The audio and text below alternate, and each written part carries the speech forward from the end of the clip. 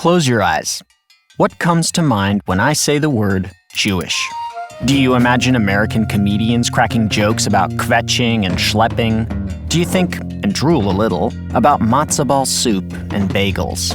Do you picture a long string of numbers tattooed on a wrinkled forearm?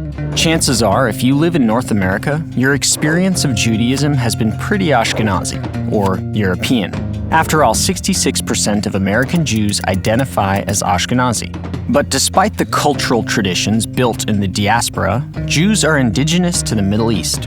In fact, the term Jew comes from Judea, or Yehuda, the Iron Age kingdom whose artifacts lie just beneath the surface of modern-day Israel.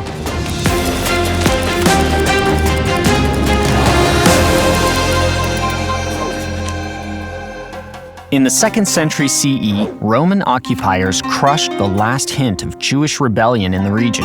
The subsequent Jewish exile lasted nearly 2,000 years, creating a far-flung Jewish diaspora. The Jews who made their way to Southwest Asia and North Africa became known as Mizrahim, Easterners. For centuries, these Middle Eastern and North African Jews lived and worked, prospered or suffered as guests in foreign countries, their fortunes linked to the whims of often unfriendly rulers. Like Jews around the world, Mizrahi Jews dreamed of returning to their ancestral homeland, directing their daily prayers toward Jerusalem. This dream became an urgent necessity as the Second World War inched closer to their borders. By 1941, the Nazi ideology that had consumed Europe made its way to the Middle East, violently. After a failed coup attempt, Iraqi fascists took their displeasure out on the country's Jews, murdering, maiming, raping, and looting in a rampage of violence known as the Farhud, Arabic for violent dispossession. Under the collaborationist Vichy government, North African Jews were stripped of their citizenship. Thousands were then deported to forced labor camps where they were horribly abused. By 1945, Europe was a smoldering ruin with its Jewish communities hollowed out. As shell-shocked refugees trickled into Palestine, the UN prepared to vote on a plan that would carve out 2 separate states, one for Jews and one for Arabs, from the tiny sliver of land between the Jordan River and the Mediterranean Sea. In response, Muslim countries from Egypt to Iraq vowed that if Israel came into existence, the region's Jews would suffer horribly. A New York Times headline from May 1948 summarized the situation aptly. Jews in grave danger in all Muslim lands, 900,000 in Africa and Asia face wrath of their foes. But Mizrahi Jews had a safe haven. True, their destination was a tiny, desperately poor country embroiled in a war against 6 much larger nations. And yes, it was bursting at the seams with refugees and survivors from all over the world. But it was also a place toward which Jews had directed 2,000 years' worth of prayers. And it was, and remains, the only country in the world that provides Jews with refuge, no questions asked. All told, nearly 600,000 Mizrahi Jews streamed into Israel between 1948 and 1972.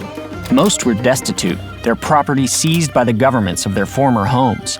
The total value of the assets stolen from Mizrahi Jews by Muslim governments is estimated to be worth $6.7 billion in today's dollars. But Mizrahi Jews who emigrated to Israel brought with them a different kind of wealth, that of a rich culture. They spoke Arabic, marked auspicious occasions with henna ceremonies, and read the Torah with lilting inflections. Uncomfortably for the Ashkenazi establishment, Mizrahi Jews bore a deep cultural resemblance to the country's highly unfriendly neighbors.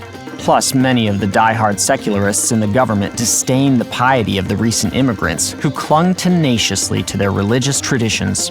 As you might imagine, the transition to Israeli life was rocky at first.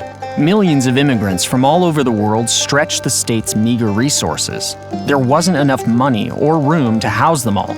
So the new Israeli government created temporary transit camps made of corrugated tin called maabarot. Numerous government leaders described the maabarot's conditions as catastrophic. Though they were not built solely to house Mizrahim, 58% of the Jews who came from Arab lands before 1951 were sent to these overcrowded shantytowns, compared with 18% of those who came from Europe. The discrimination continued as the state matured, but so did Mizrahi resistance. Riots in 1959 eventually inspired a movement known as the Black Panthers. modeled after the American civil rights group of the same name. Slowly, Mizrahi figures became much more mainstream, strongly influencing Israeli culture. World-famous Yemenite-born singer Ofra Haza led Israel to a second-place victory at Eurovision in 1983. A year later, Iraqi-born Rabbi Ovadia Yosef, a hero to Israelis of all backgrounds, established a major political party called Shas to represent Mizrahi interests. Today, Mizrahi culture is almost synonymous with Israel. Turn on the radio, and you'll likely hear the silsulim and ma'awalim of traditional Mizrahi music transposed onto modern pop.